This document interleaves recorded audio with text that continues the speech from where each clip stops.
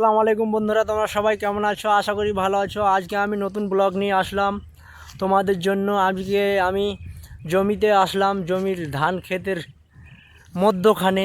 তোমরা সবাই দেখতে পাচ্ছ চারিদিকে ধান, আমি মধ্যখানে একটা মেশিনের পাশে দাঁড়িয়ে আছি আর তোমাদের সাথে কথা বলার জন্য আমি চলে এসেছি। তো তোমরা আশা করি সবাই ভালো আছো। তো আমাদের পেছনে আমাদের ভোলাদা আসছে, সেও কিছু বলবে। তো আমি যে দেখতে পাচ্ছ আমার দাদু আমার পেছনে চলে এসছে।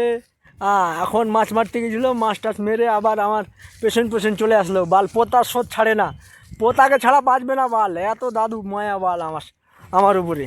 তো তোমরা সবাই ভালো আছো? দাদু একটু কিছু বলে দাও, ভালো আছে তো? হ্যাঁ। তারপরে কাজকাম হচ্ছে, মাছ পাওয়া যাচ্ছে? হ্যাঁ। তো লাইক টাইক করতে বলে দাও। কি আরে লাইক করো বলে দাও।